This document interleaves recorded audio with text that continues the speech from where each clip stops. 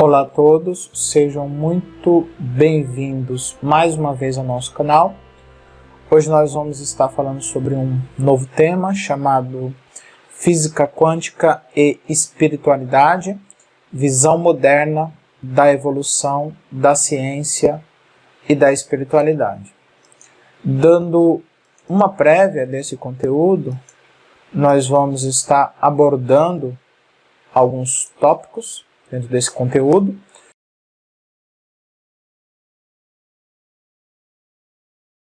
Nesse vídeo estaremos falando sobre reflexões sobre física quântica e sua relação com a espiritualidade. Vamos estar também abordando o conceito básico de física quântica de forma que seja compreensível a todos, ou seja, não é uma abordagem complexa, uma abordagem mais simplificada. Vamos estar também analisando como a física quântica se relaciona com a espiritualidade, ou seja, como elas se interrelacionam e como elas acabam se fundindo em alguns momentos. Vamos também estar analisando o conceito do mentalismo, onde se afirma que o universo é mental e como isso se relaciona com a espiritualidade, com a física quântica. Vamos estar analisando o potencial crístico do ser humano, isso também está relacionado dentro do estudo da física quântica e da espiritualidade. E na conclusão é abordado o sistema de evolução do universo no qual a consciência humana está inserida e na qual essa consciência pode se integrar e evoluir continuamente. Então essa é a prévia desse vídeo e são esses os conteúdos que estaremos abordando nesse vídeo. Introdução ao conteúdo. Física quântica relacionada à consciência humana. É isso que nós vamos estar abordando nessa introdução. Muita gente não conhece direito o que é e nem qual é o impacto direto que essa área da física quântica, do conhecimento humano, traz em termos práticos para as nossas vidas.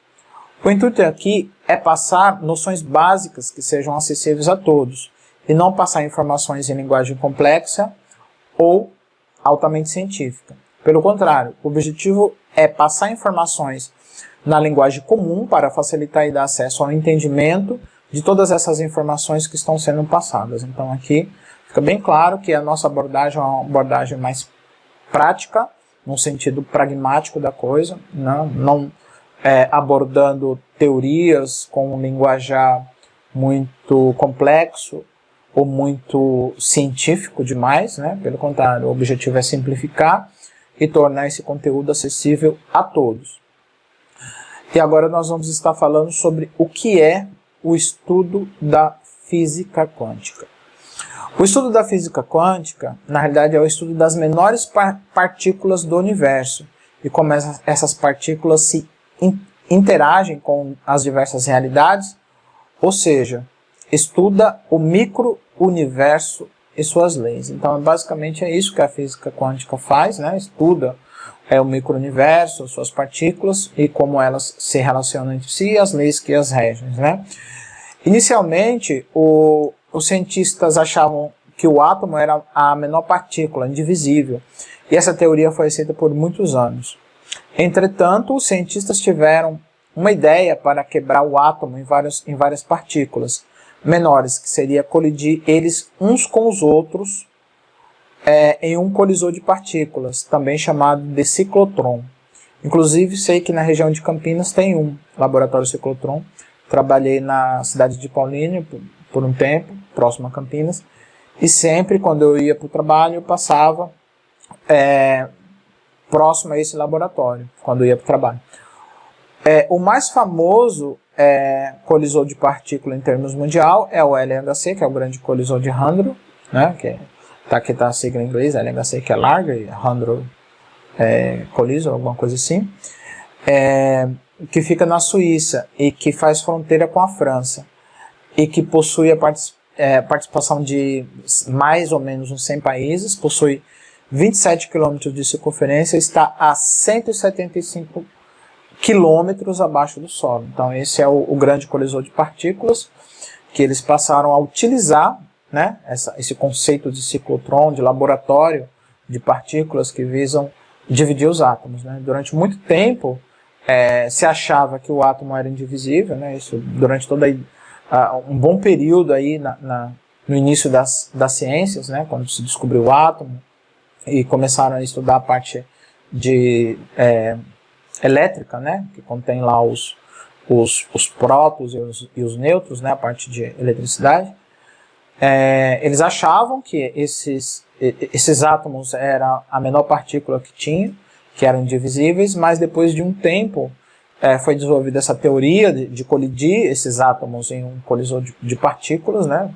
Foi idealizado isso, depois foi construído esse laboratório e foi provado de que era possível colidir esses átomos utilizando esses laboratórios que consomem uma grande quantidade de energia e que eles basicamente têm um túnel circular, né? Aqui no caso do grande colisor de Hadron são 27 quilômetros abaixo da superfície da Terra, ali na Suíça, na fronteira entre a Suíça e a França.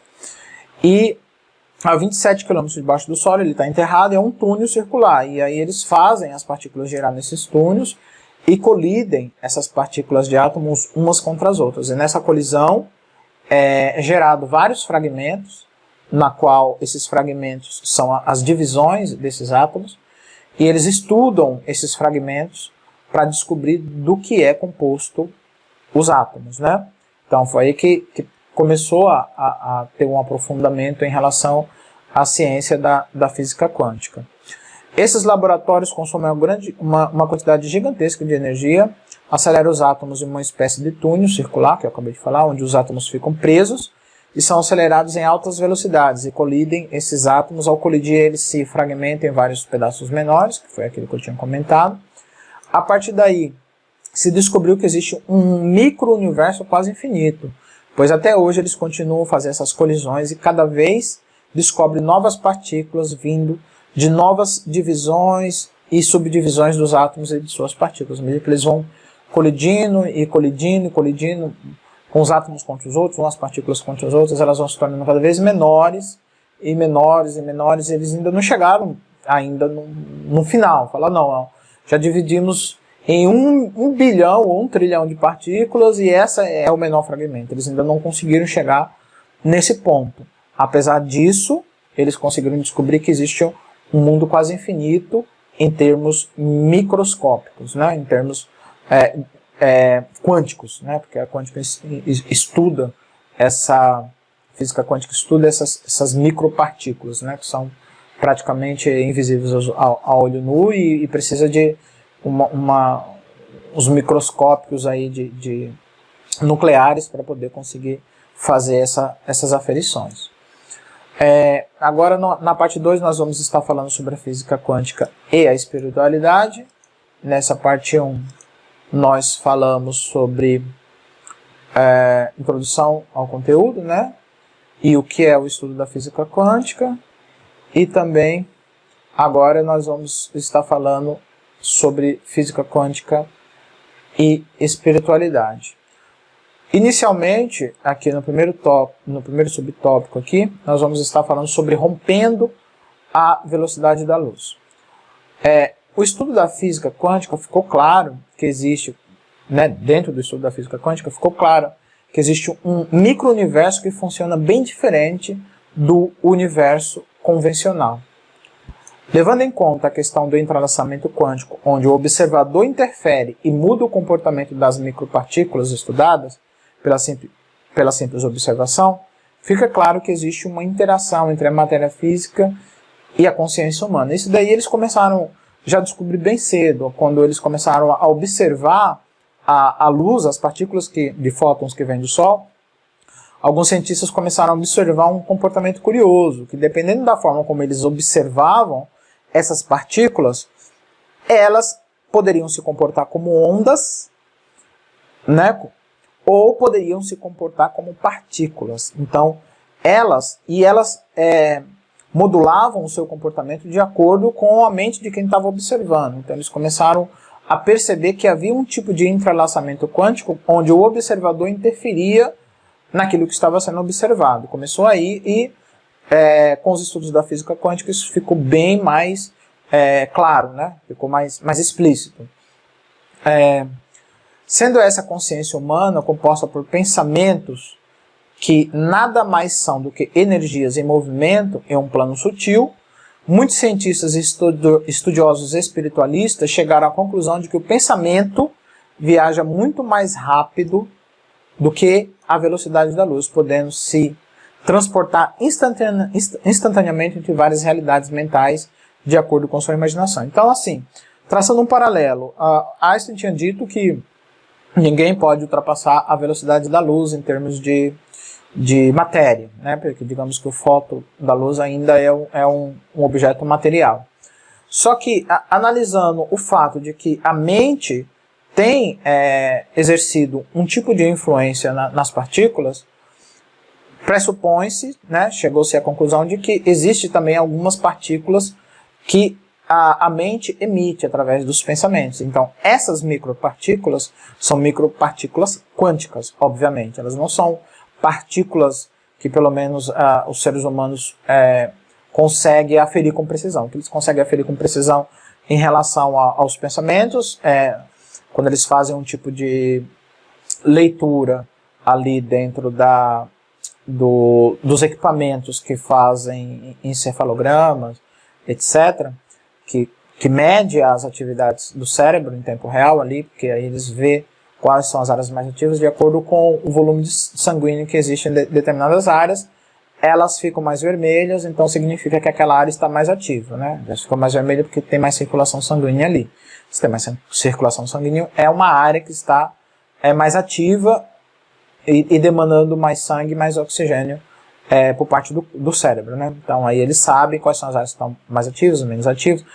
No momento que a pessoa estiver pensando em algumas imagens ou pensando em alguns pensamentos, certas áreas do cérebro elas vão se iluminando ali dentro do exame, né, ou de encefalograma, ou de as máquinas que fazem tomografia também computadorizada, elas conseguem fazer esse tipo de análise. Isso é uma coisa, mas não é uma análise ainda quântica, né? E também tem outros tipos de mecanismos que você coloca ali na cabeça da pessoa e que mede a frequência cerebral, né? Mas aí o ser humano ainda não conseguiu desenvolver uma tecnologia que pudesse aferir em termos quânticos as partículas que compõem os pensamentos, mas através do princípio do entrelaçamento quântico, onde o observador interage e influencia só com a força do pensamento, não se trata de ação, influencia no experimento quântico, então significa que o pensamento ele atua a nível quântico, né? Então, só que o que acontece? O pensamento atuando em nível quântico, ele passa a viajar muito mais rápido do que a luz, porque o pensamento pode estar instantaneamente em qualquer lugar. Dentro das realidades que o pensamento cria, ou projeta, ele pode viajar de forma instantânea, praticamente. Então, ele viaja mais rápido do que a velocidade da luz, obviamente. Esses pensamentos interagindo com as realidades do universo, viajam muito mais rápido do que a luz solar em qualquer direção e em todas as multi-realidades que existem no universo. Então nós já sabemos aí que o pensamento ele é uma partícula, né, são o conjunto de partículas que consegue viajar no tempo e no espaço muito mais rápido do que a velocidade da luz, e isso em termos quânticos, né, porque através da física quântica, de forma indireta passou-se a aferir que os pensamentos também se conectam com as realidades físicas. Então, eles conseguem, de alguma forma, viajar no tempo e no espaço. Agora vamos estar falando sobre a verdadeira natureza da matéria.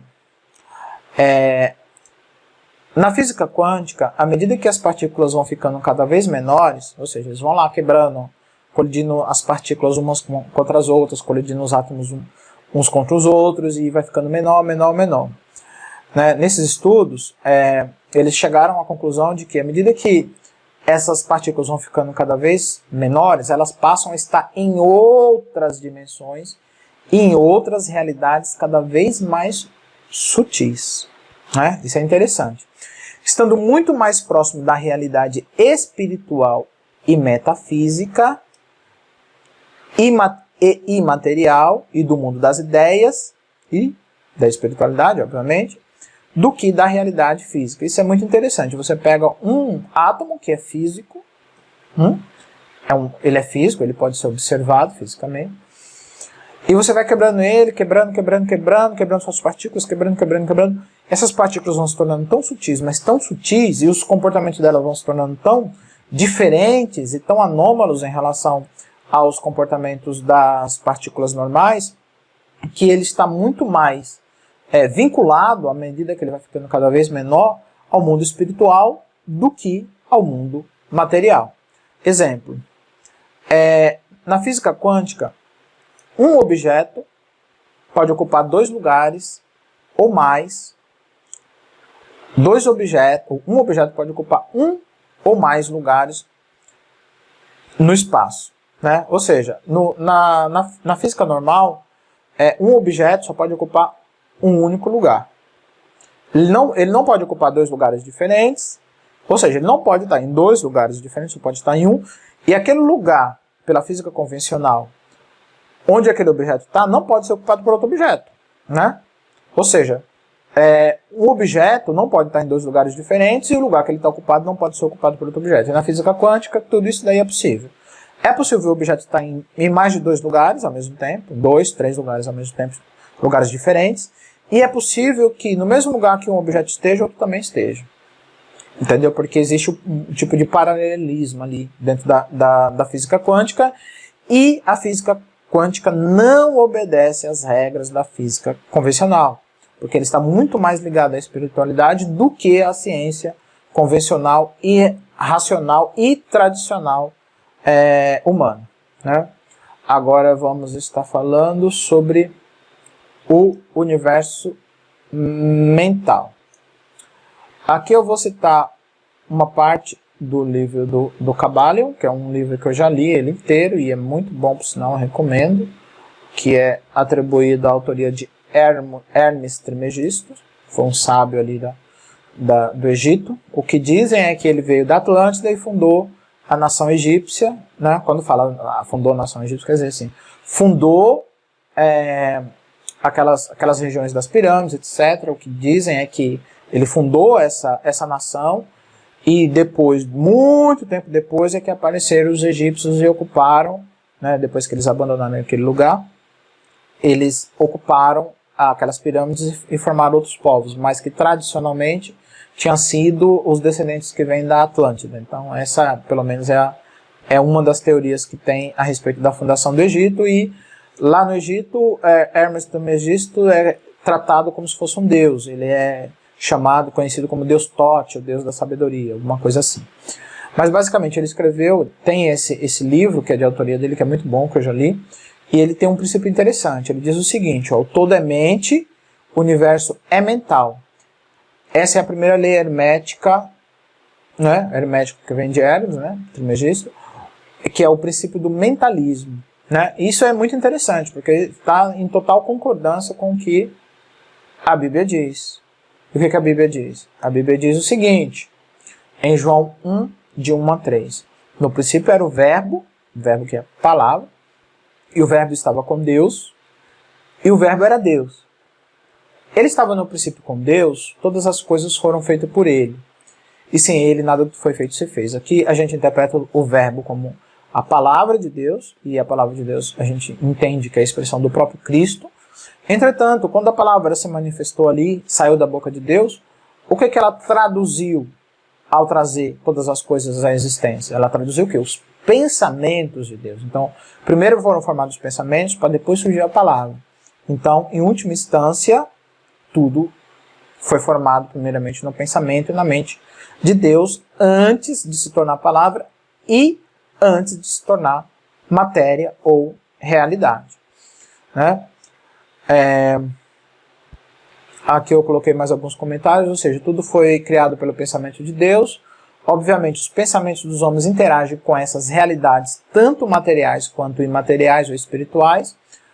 A física quântica está muito mais próxima da fé do que da física convencional. Isso é uma realidade. Lembrando que tudo o que o ser humano cria na Terra é criado e projetado primeiramente na sua mente, né? E depois transportado para a realidade física. Isso significa que essas coisas projetadas existiram primeiramente na realidade sutil da mente da própria pessoa, do projetor, para depois serem transportadas para a realidade física. Ele teve a ideia do projeto, fez o projeto e depois transformou aquele projeto em realidade, né? Então, assim, isso é um princípio que todos os seres humanos herdaram de Deus, claro, quando Deus criou todas as coisas, ele projetou primeiro, depois ele criou, e o ser humano também se comporta da mesma forma. Agora, e isso é interessante, né, saber que o universo é mental, por quê? Porque o universo sendo mental, e significa que tudo foi construído pela mente de Deus e é sustentado pela mente de Deus, significa também que nós também podemos interagir mentalmente com essas realidades e influenciar elas, né? Agora nós vamos estar falando sobre campos quânticos. Obviamente, existem leis que regem as interações entre a mente humana e as camadas de diversas realidades. A física comum já descobriu pelo menos 11 realidades paralelas, por inferência, já sabem da existência delas, só ainda não sabe como chegar até elas ou interagir de forma mais direta com elas. O físico Nassim Haramein, que é um indiano, ele estudou muito essa parte aqui de realidades paralelas, etc. Tem muitos livros e muitos conteúdos interessantes a esse respeito, né? Existem campos quânticos que entrelaçam os pensamentos humanos com as realidades sutis. Esses pensamentos humanos vão moldando as realidades físicas de acordo com os pensamentos profundos dos corações e mentes humanas. Na física quântica, ele já tem estudado os comportamentos das partículas microscópicas, como elas interagem com os campos bioelétricos do ser humano e com seus centros de energia, como se atraem ou se repelem umas às outras, como interage com a grade magnética da Terra e como essas partículas vão interagindo com a mente humana na construção das realidades, tanto físicas quanto espirituais. Então existe aí uma simbiose espiritual energética, né, na qual nós todos os humanos estamos inseridos, a começar pelo nosso corpo, que é composto por energia, tem os campos energéticos. Quem já estudou a parte do chakra sabe que tem os centros energéticos dentro do corpo humano, e inclusive tem algumas medicinas orientais que trabalham em cima desses centros, inclusive a acupuntura, que trabalha com agulhas lá, que eles ativam, desativam alguns microcentros energéticos para poder aliviar a dor ou coisas do tipo, né? Já existe bastante estudo sobre isso, e que não apenas isso, o ser humano tem esses chakras, tem um campo bioelétrico, né, tanto mental quanto espiritual, que o pessoal também chama de Merkabah, né, que é uma aura que o ser humano tem ao redor de si, né, a aura do seu espírito.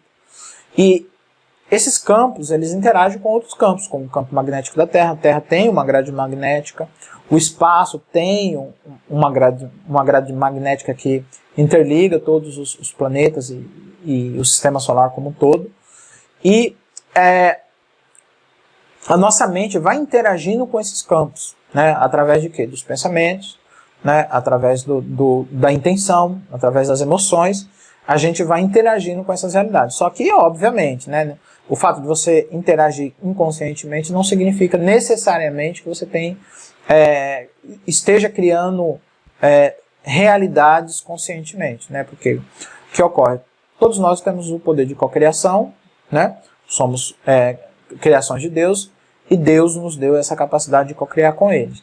O que acontece muitas vezes é que nós interagimos inconscientemente com essas realidades, e muitas vezes nós produzimos resultados anômalos, ou resultado que nós não gostaríamos de produzir, simplesmente porque nós não sabemos que nós estamos interagindo o tempo todo com esses campos, e que eles dão feedback para a gente, né? Então, por isso que existe aquela lei da atração, a lei do retorno, exatamente por conta desses campos bioenergéticos que existem, e por esse relacionamento que a gente tem em relação à grade da Terra, e em relação também a todos os seres humanos e outros seres de outros universos. Então, sempre existe esse feedback, né? Esse retorno. Então, tudo aquilo que você semeia de bom, você vai receber o retorno também. O que você semeia de ruim, você vai receber o retorno também. Por isso que em todas as religiões existe essa compreensão a respeito da lei do retorno, por conta de que nós estamos interagindo com esses campos quânticos mentalmente o tempo todo. Nossas emoções contam, nossos sentimentos contam, nossa mente conta, né? Nossas intenções contam, mas é diferente quando você muitas vezes interage de forma não consciente sobre como tudo isso funciona, que aí você acaba sendo muitas vezes a vítima e não sabe o que está acontecendo.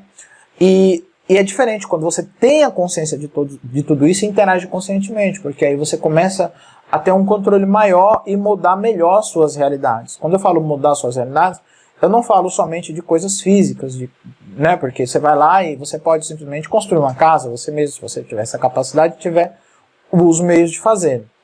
Mas eu estou falando sobre de outras coisas, como influências sobre outras mentes, sobre outros corações, sobre a atração de você trazer as pessoas certas, ou as coisas certas, ou as realidades certas, ou as situações certas para a sua vida. Isso tem a ver com essas interações nos campos quânticos, e quando a gente entende como eles funcionam, a gente interage de forma mais consciente para poder modelar eles, né, e sermos co-criadores dessas realidades de forma consciente, mais consciente. Então, existem esses campos quânticos e eles atuam de forma natural em nossas vidas. E muitas vezes a gente interage com eles de forma inconsciente, mas podemos interagir, o ideal é que a gente interaja com eles de forma consciente a fim de que eles produzam resultados benéficos para nós.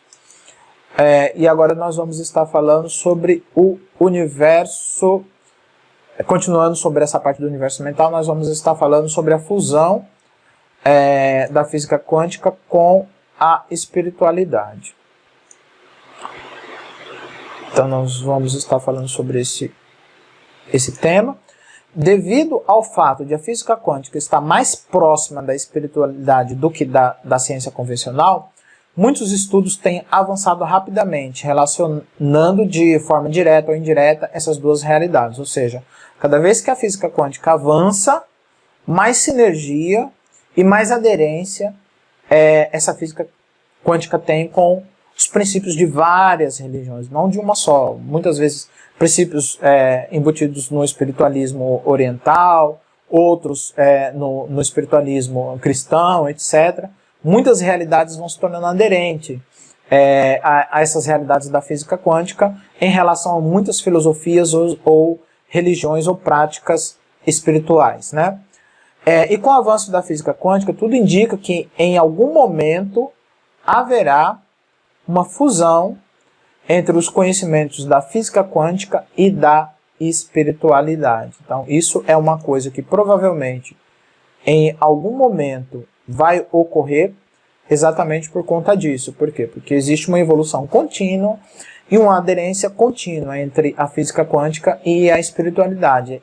Cada nova descoberta que a física quântica descobre vai confirmando conceitos, filosofias e princípios espirituais de muitas religiões ou filosofias espiritualistas que existem ao redor do mundo. Questões como a pergunta: quando Jesus ordenou que o mar se acalmasse diante de uma grande tempestade, o que ocorreu ali? Isso é uma questão. Jesus tinha lá um mar agitado. Jesus foi lá e repreendeu: calma-te, mar e tempestade. O mar e a tempestade se acalmou. E a questão é: o que ocorreu ali, de fato? Né? Como os campos mentais de Cristo interagiram com os campos da rede magnética da Terra a fim de produzir aquele resultado milagroso, né? Questões como essa provavelmente terão uma resposta lógica e científica baseada em uma ciência não convencional, que explora as realidades espirituais e mesmo assim continuará sendo muito real e afetando as realidades físicas do nosso mundo. Então, à medida que o ser humano evolui nos estudos da física quântica, essa é uma pergunta que provavelmente no futuro, não sei determinar o tempo, mas eu acredito que no futuro vai ser possível responder, vai ser possível entender como é que a mente crística, né, interagiu com a rede magnética da Terra para modificar o comportamento da natureza ou modificar a matéria, né? Tanto que o diabo, um dos versículos da Bíblia que diz que o diabo, quando foi tentar Jesus, que ele estava com fome nos 40 dias de jejum que ele teve, o diabo falou: transforma essa pedra em pão. Se o diabo falou isso, é porque ele tinha, obviamente, a capacidade de transmutar a matéria, né, transformar uma coisa em outra. E ele não, senão não seria uma tentação. Então, foi reconhecido ali naquele versículo essa capacidade de transmutação. Então, se ele tem a capacidade de transformar uma partícula em outra, como é que isso ocorre, né, mentalmente? Né? Como é que os campos mentais interagem com a rede magnética da Terra que é conectada a essas partículas que estão em todos os seres minerais, vegetais ou animais, a tal ponto que molda e transforma a realidade. Então essa é uma pergunta que provavelmente em algum momento nós teremos uma resposta lógica e teremos a capacidade de reproduzir essas situações. Propagação do conhecimento. Agora vamos estar falando sobre a propagação do conhecimento. Tem pessoas que acham que o ser humano não pode ter acesso a certas tecnologias ou conhecimentos que pertencem somente a Deus, como essa que eu acabei de falar, que é transformar a pedra em pão, ou simplesmente dar ordem ao mar e ele se acalmar. Né? Ou realizar milagres, ou prodígios, ou fazer nascer uma perna, ou ressuscitar o morto. Né? Tem gente que acha que não. Isso daí, essas tecnologias, esses conhecimentos, esse poder, só pertence somente a Deus e o ser humano não pode ter. E eu discordo. Né? Acredito que quanto mais conhecimento o ser humano tiver, mais próximo da verdade ele estará. E, consequentemente, mais próximo de Deus. Não tem como separar a criação do próprio Deus, pois ela é a expressão de Deus e a sua assinatura está em todo lugar na criação dessas e de outras realidades. Ou seja, não dá. Se você vai conhecendo mais e mais sobre o universo, sobre como funcionam as realidades, as dimensões, mais você vai conhecer de Deus. Por quê? Porque a assinatura dele está em todo o universo, em todas as dimensões. Então, quanto mais você conhece dessas realidades, mais você vai conhecer de Deus, obviamente. Não tem como separar, né, a criatura do seu Criador. E em João, capítulo 8, versículo 32, diz o seguinte: conhecereis a verdade e a verdade vos libertará. Né? E tem outro versículo em Isaías 11, 9, parte B, que diz assim: a terra se encherá do conhecimento do Senhor como as águas cobrem o mar. Então Deus é favorável que o ser humano tenha o conhecimento, né? Que ele aprenda, que ele evolua, que ele cresça. Não que ele fique estagnado, não que o conhecimento não chegue até ele. Óbvio que ele tem que estar preparado para isso. Deus não vai dar uma arma na mão de uma criança que não vai saber como usar, né? Óbvio. O ser humano tem que estar preparado e ser responsável pelos conhecimentos que recebe. Vamos estar falando sobre a preparação agora, né? Aquilo que eu falei, né? Que o ser humano tem que estar preparado para receber esses conhecimentos. Pois Deus, ao criar as leis que regem a espiritualidade, colocou embutida nessas leis o amor e a compaixão. É preciso que a consciência humana esteja em harmonia com essas leis para ter acesso a novos conhecimentos e a novas tecnologias, obviamente. Por isso que consciências pouco evoluídas não conseguem ter acesso a conhecimentos e nem tecnologias superiores, por não possuírem maturidade suficiente para lidar com elas, para que não destrua a si mesmo e aos outros. Então, existe uma preparação necessária para que não só os seres humanos do planeta Terra, ou de qualquer outro planeta, ou seres de qualquer outro planeta, porque o princípio da evolução é o mesmo para todos os planetas, de todas as galáxias, Deus embutiu nas leis do universo, né, nas leis da evolução e do crescimento, essas leis do amor, da compaixão, né, que foi o que Cristo pregou. Jesus resumiu 2.000 linhas de escritos bíblicos em 2 mandamentos: amarás o Senhor teu Deus de todo o coração e o próximo como a si mesmo. E essas leis, isso é o que resume tudo. Né? Se você fosse apagar a Bíblia inteira e deixasse só 2 mandamentos, esses seriam os principais. Então, essa lei está embutida dentro das leis do universo. Então, uma consciência que não tem o princípio do amor a Deus e ao próximo, ela simplesmente não consegue evoluir. Ela vai evoluindo e ela se estagna, ela não consegue evoluir. Ela não tem a capacidade mental para se expandir por conta da sua limitação.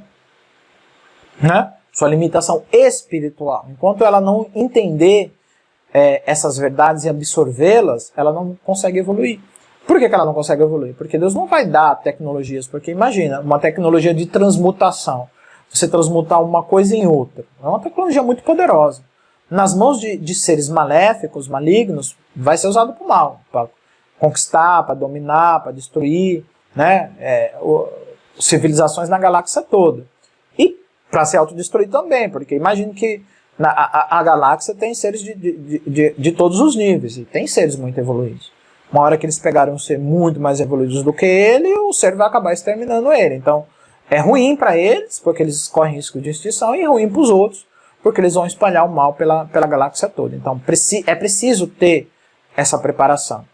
Né? Por isso que Deus embutiu essas leis de crescimento e de evolução dentro da própria física do universo, de tal forma que seres muito bélicos e que são adeptos à guerra, são adeptos à dominação, à escravização de outras raças, né, a tirar vantagem do próximo, etc., elas não conseguem evoluir muito, porque existe essa barreira, né, que para que evolua, os seres evoluam no universo, eles precisam incorporar em si o amor a Deus, ao próximo, ter compaixão, né, por si mesmo e também pelo próximo, e assim poder evoluir nas suas consciências, porque a consciência evolui primeiro, a tecnologia vem depois. Né? Existem muitas tecnologias baseadas na consciência, né? Tecnologias conscienciais. Quando a gente fala no poder da transmutação, o que é? Uma tecnologia consciencial.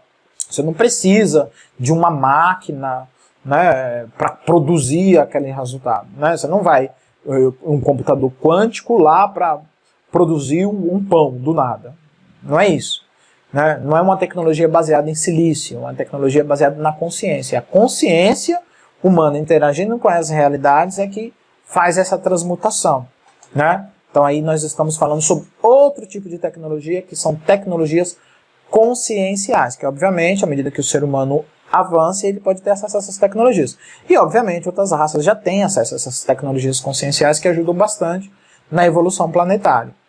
Agora nós vamos estar falando sobre potencial crístico. Quando a consciência crística do ser humano aumenta também a capacidade de absorção de conhecimento do mesmo. Isto é o que costumamos chamar de consciência da mestria, que se baseia no amor a Deus, ao próximo e a compaixão pelo semelhante. Então, à medida que o ser humano tem essa consciência crística baseada no amor a Deus e ao próximo, a consciência humana começa a expandir, começa a aumentar. E à medida que a consciência humana começa a aumentar, ele começa a absorver outros conhecimentos e outros níveis sutis, não humanos, não terrenos, não físicos, e isso faz com que a raça humana evolua e a consciência humana evolua, e obviamente o ser humano passa a ter acesso às tecnologias conscienciais, tecnologias mentais, e a desenvolver também sistemas tecnológicos muito mais evoluídos do que o ser humano comum conseguiria desenvolver, né, sem essa consciência crítica. Jesus disse: digo-lhes a verdade, aquele que crê em mim fará também as obras que eu tenho realizado, fará coisas ainda maiores do que estas, porque eu estou indo para o Pai. Isso é em João 14:12. Né?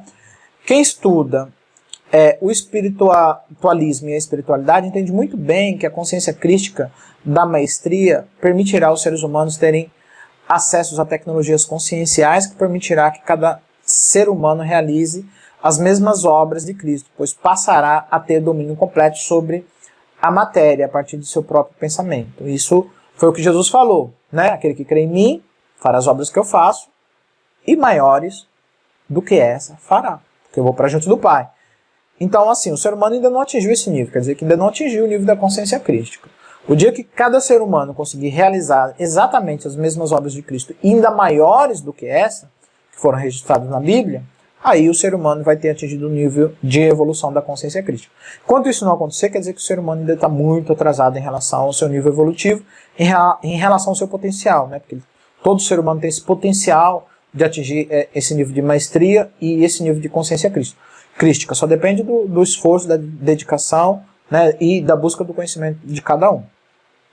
Cada ser humano na Terra tem um potencial de se tornar um mestre ou mestra do tipo crístico e possuir as mesmas habilidades de Cristo.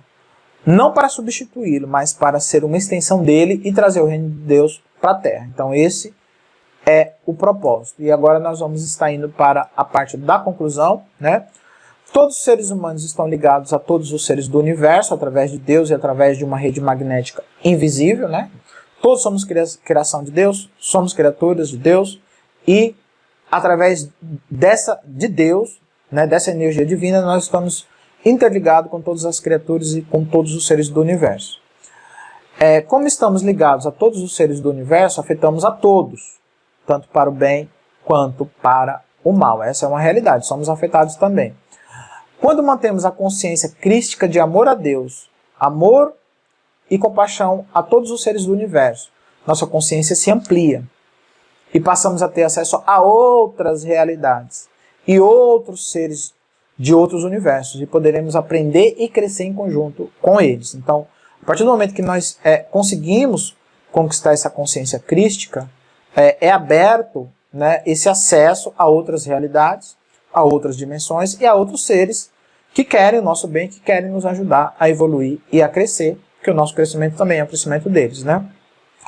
O limite de crescimento da consciência humana é até onde o seu amor e compaixão permite ele ir. Então esse é o limite. Quanto mais compaixão, mais amor, mais evolução. Quanto menos compaixão e menos amor, menos evolução, né? Então esse é o limite imposto a cada ser humano, é o limite que cada ser humano impõe a si mesmo em relação ao amor e à compaixão. Isso se refere tanto à parte de tecnologia quanto à parte de conhecimento e evoluções conscienciais. Muitas tecnologias baseadas em consciência surgirão, e assim como se usa facilmente um smartphone ou um óculos de realidade virtual, mesmo sem saber em profundidade seu funcionamento, muitas tecnologias baseadas em consciência surgirão e permitirão usar vários recursos que melhorarão a vida da população, mesmo sem os populares entender em profundidade a tecnologia.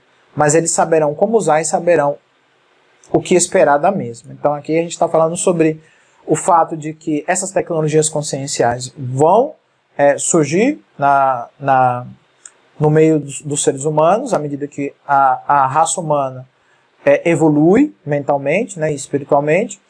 Essas tecnologias vão surgir, tecnologias baseadas em consciência, e que, apesar de que muitos seres humanos não vão entender em profundidade como elas funcionam, como muitas vezes a pessoa não sabe como o smartphone foi construído, muitas vezes não sabe todos os seus componentes, ou seus processadores, ou a tela de cristal líquido que é utilizada, etc.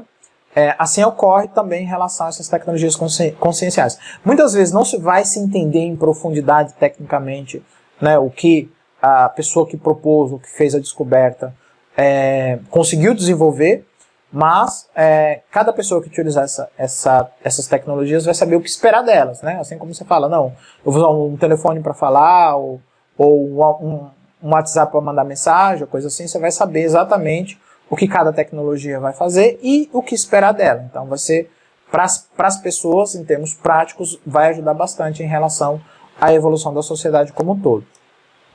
Isso é o que eu espero que aconteça com o ser humano terreno, quando a maioria escolher o caminho do amor, da paz e da regeneração. Então isso é uma coisa que eu espero que ocorra, a Terra está passando por um processo de transição, a humanidade está passando por um processo de transição, a mente humana está sendo transmutada, transformada, né? A gente está vivendo aí no período que é conhecido como Apocalipse, mas que na realidade é um fim, né, para a mentalidade antiga e o renascimento de uma nova mentalidade mais crística, né, uma mentalidade mais universal e baseada no amor e na misericórdia e na compaixão divina, e mais pacífica também, né?